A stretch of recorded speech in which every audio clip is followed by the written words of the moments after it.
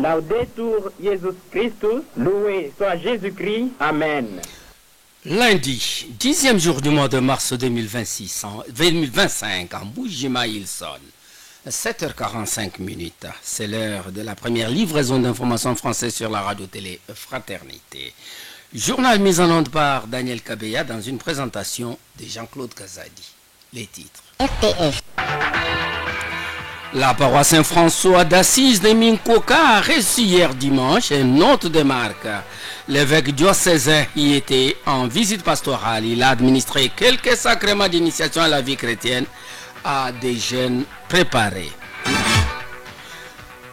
Ça repart ce lundi et pour la vente du ticket quotidien de circulation, cette reprise intervient après l'accord trouvé entre la DGRCAOR et les associations de mototaxis. Les intellectuels et scientifiques congolais ont réfléchi sur la guerre économique nous imposée par le Rwanda. C'était au cours d'un colloque scientifique organisé à Kinshasa par les ministères de l'enseignement supérieur et universitaire. Et enfin en sport, nous allons revenir sur les résultats de matchs joués ce week-end. Bienvenue mesdames et messieurs et merci de nous écouter. Radio Télé Fraternité, c'est l'actualité à la vitesse du monde. Bonjour. L'espérance de vie éternelle, c'est le thème des exercices spirituels de Carême au Vatican. Ce thème a été dévoilé hier dimanche par le prédicateur de la maison pontificale, le père Pasolini. Il a montré que dans une époque si centrée sur le matérialisme, une grande nostalgie de l'éternité est en train de revenir. Poursuivant, il a souligné que l'absence du pape François, toujours à l'hôpital, était un témoignage qui accompagne tous ceux de personnes qui, en silence, vivent le mystère de la souffrance. Pour lui, l'absence du pape ne sera pas une absence totale. D'abord, parce que nous nous rassemblerons dans la prière pour lui avec une plus grande intensité. Et ensuite, parce que son absence même sera une parole pour nous. Pour conclure, Roberto Pasolini a dit que le pape est avec nous même s'il est absent. Au diocèse en transition, le père de Mbujimaï était en visite pastorale hier dimanche à la paroisse Saint-François d'Assise de Minkoka. Là, il a administré quelques sacrements d'initiation à la vie chrétienne à des jeunes préparés. Reportage Théo Kalombolu Pemba et Nono Mpanda Kalenga. Au premier dimanche de carême du 9 mars 2025, un grand événement a été vécu à la paroisse Saint-François d'Assise de Minkoka. Il s'agit du sacrement des confirmations administré sur 125 fidèles par le père évêque Monseigneur Emmanuel Bernard Kassanda. C'était au cours de la messe qu'il a présidé lui-même à la paroisse précitée et qu'on célébrait par 6 prêtres. Parmi eux, Monseigneur Jacques Kabengele, 12e vicaire général, l'abbé Varichitea, administrateur général du temporel au diocèse, et l'abbé François Ntumba, curé de la dite paroisse. En ce dimanche dit de tentation, l'évêque du diocèse de Mbujimaï, Monseigneur Emmanuel Bernard Kassanda, a analysé 3 faits relatifs aux tentations du Seigneur.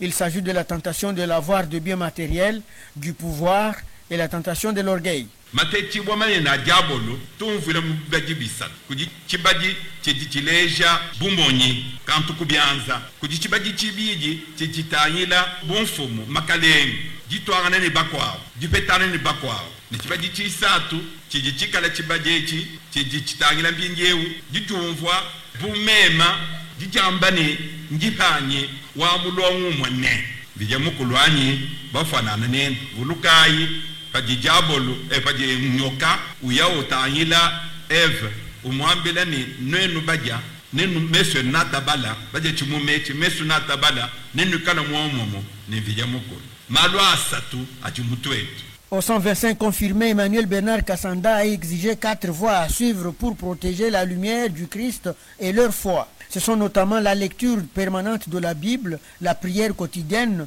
le recours aux 6 sacrements sur 7 prévus par l'Église et l'approfondissement de la parole de Dieu.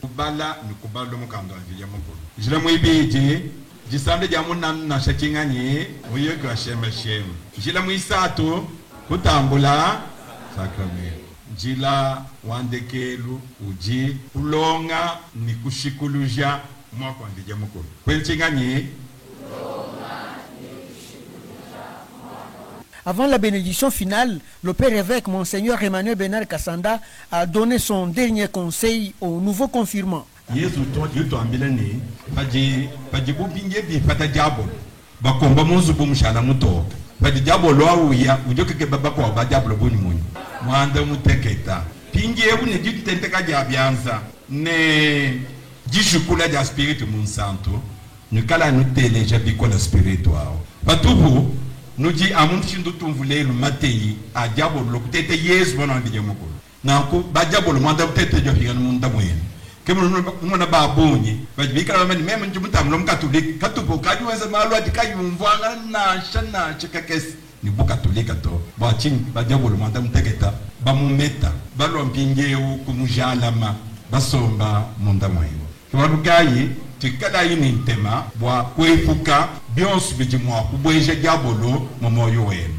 nikada mpinge bamtemu ba Kristo numujajikile bumunyi kumujajikile bumunyi mwera kwamba ni sombelu wenu ni ikajulu wenu aleje nikala nyikajilu wa uchule muntu yonsu mushinga ubesha mpiji mukulu kaba kenda ni wemu ino uchinemeka mbeo byabiwo mkumbasha musombelu weba wasangana mwenen Kristo mlela kwenzanyi. Après la bénédiction finale, plusieurs activités culturelles et folkloriques ont été organisées par les fidèles de cette paroisse, la paroisse Saint-François d'Assise de Minkoka.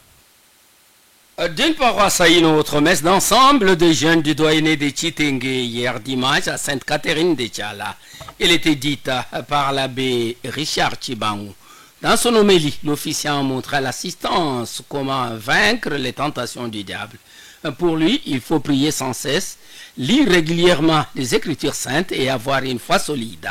Pour conclure, l'homme de Dieu a indiqué que celui qui a une foi solide sera aimé de Dieu dans tous les parcours de son service. Notre source Corneille Moukeba indique que cette célébration avait démarré par une longue procession en marge de la Journée internationale des droits de la femme. Évaluer les activités du mois du Saint-Esprit. C'est l'objectif de la réunion de membres de la coordination diocésaine du renouveau charismatique tenue hier dimanche au centre pastoral Chiloa. Sous la direction de berger Jean-Marie Kanyeki, les participants ont relevé les forces et les faiblesses pour amélioration. Ils ont également élaboré le programme des activités à mener au cours de cette période de carême dans les différents groupes charismatiques. Enfin, le berger a invité chacun à s'impliquer pour l'achèvement des travaux de construction du bureau de la coordination. Tout s'est clôturé à la satisfaction générale. Décédé le mercredi dernier à l'hôpital général Saint-Jean-Baptiste de Bonzola, l'abbé Anatole Claude Mbouy Chimpaka sera mis en terre demain mardi. L'information vient de la chancellerie diocésaine. Ça sera après la messe de son inhumation prévue à partir de 9h. à la cathédrale Saint-Jean-Baptiste de Bonzola. Son inhumation interviendra au cimetière Saint-Alphonse de Mbouya-Charles.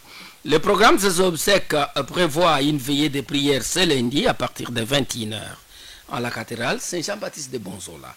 Pour ce faire, les clergés, les consacrés et toute la chrétienté sont invités à y participer nombreux pour prier pour le repos de l'âme de l'illustre disparu. Que l'âme de l'abbé Anatole Claude Mbouy Chimpaka repose en paix.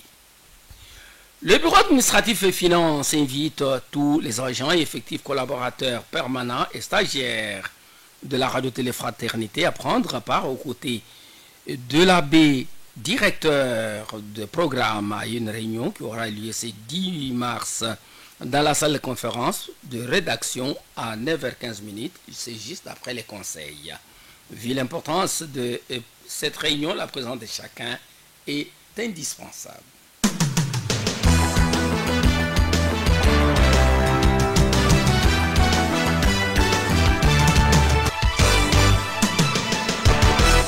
En page provinciale, la situation de l'entreprise Afrimex qui envisage la fermeture de ses portes ce lundi a suscité une réaction rapide et déterminée de la part du gouverneur du Kasaï oriental. Conscient des implications que cette décision pourrait avoir sur l'économie locale et les projets en cours, Jean-Paul Mboueba Kapo a convoqué tard dans la nuit de samedi dernier une réunion avec les directeurs provinciaux de Safrimex, Rida Mrou, et le directeur provincial de l'Office de voirie et drainage OVD, Trésor Kachala. Lors de cet échange qui a eu lieu en la résidence officielle du gouverneur, le directeur provincial a expliqué les raisons à la base de cette décision. Le directeur provincial de l'OVD, qui s'est confié à la cellule de communication au sortir de l'audience, a exposé les difficultés financières rencontrées par Safrimex, exacerbées par le contexte actuel de guerre à l'est du pays. En effet, l'entreprise a sollicité un paiement auprès du ministère des Finances pour stabiliser sa trésorerie et poursuivre ses activités essentielles. Le gouverneur a souligné l'importance des travaux en cours, notamment ceux liés à la lutte anti-érosive et à l'assainissement, qui ne doivent pas être interrompus malgré les contraintes financières. Jean-Paul Mboueba Kapo s'est engagé à contacter les autorités compétentes à Kinshasa pour explorer des solutions urgentes afin d'alléger la situation financière de Safrimex, qui travaille sur plusieurs projets, aussi bien au Kasaï oriental que dans les autres provinces. Il a également réaffirmé son soutien constant envers les projets locaux, témoignant d'un accompagnement proactif en cas de difficultés rencontrées par les entreprises opérant dans sa province. Santé, c'est confirmé, le Kasaï oriental est touché par l'épidémie de monkeypox ou Mpox. La confirmation est du médecin provincial chargé de lutte contre la maladie. Contacté hier dimanche par la radio-téléfraternité au téléphone, Dr Jean-Pierre Sumba Katende affirme qu'un troisième cas de Mpox a été confirmé dans la zone de santé de Kabeya-Kamwanga. C'est selon le résultat des examens envoyés à l'Institut national de recherche biomédicale INRB. Ce cas survient après les 2 premiers confirmés en Bujimaï et déjà circonscrits. Parlant des signes cliniques, le médecin chargé de la maladie parle des éruptions cutanées et de la fièvre.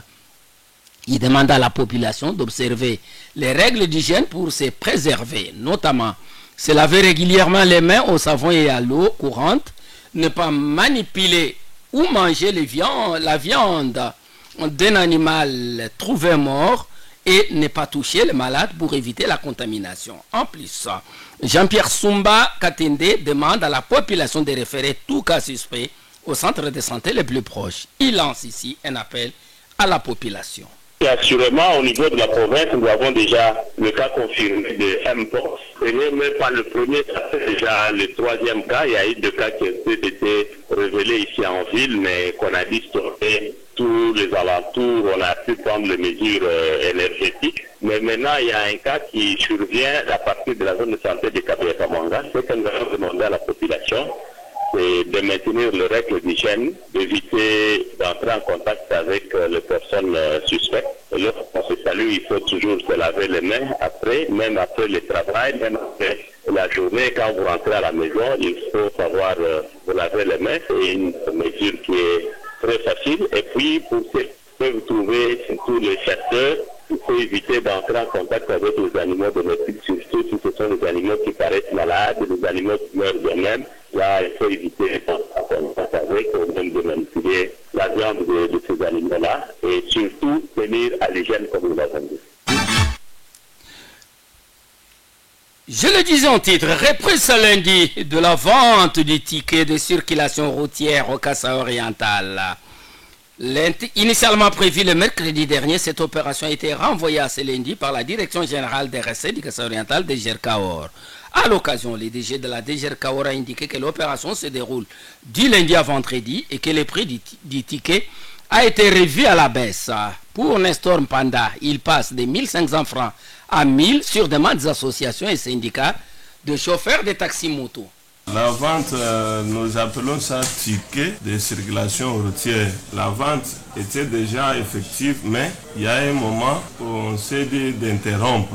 Donc l'autorité provinciale s'est vue d'abord obligée d'interrompre la vente et après l'entretien avec plusieurs services, c'est ainsi que nous nous sommes dit de relancer la vente de ces tickets le lundi. Donc lundi, ce sera le 11 mars. À partir de ce lundi, nous serons sur le terrain pour la vente et après l'entretien ensemble avec les services concernés dans ce secteur, on a revu les prix de ces tickets. Auparavant, les prix revenaient à 1500 et suite aux demandes des responsables des associations, l'autorité a compris leurs demandes. Ils se sont convenus pour 1000 francs. Et c'est ainsi que nous profitons de cette occasion pour demander aux responsables des motos. Le prix qui est fixé à 1000 francs, c'est pour le monde. Nous décourageons le comportement de ceux-là qui hasarderaient d'aller scanner ces tickets dans des cyber. Donc celui qui va scanner, si les services de contrôle tombent sur lui, il sera arrêté et sa place, c'est à la prison. Le DG de la DGRKO a indiqué que ce système a été instauré pour faciliter la tâche aux mototaximens incapables de réunir des fonds nécessaires pour l'achat de tous les documents de bord. Ceux qui peuvent le faire peuvent passer s'acquitter à ces bureaux, car ce ticket est local et ne permet pas à celui qui se le procure à travailler et permet à celui qui se le procure à travailler sans inquiétude. Il revient ici sur le document couvert par ces tickets. Les jetons couvrent les imprimés ci-après. Il y a la patente qu'on vendait 11 $. Il y a la vignette qui revenait aussi à 25 $. Les contrôles techniques, 25 $. Le transport interurbain et les péages en ville qui revenait à 500 francs. Il y a aussi la taxe de numérotation. Là, c'est au niveau des communes. Donc, tous ces actes-là sont repris dans ces tickets-là de 1000 francs, selon la demande des responsables des associations. Il faut noter que ces tickets ne concernent que ceux qui font les transports en commun.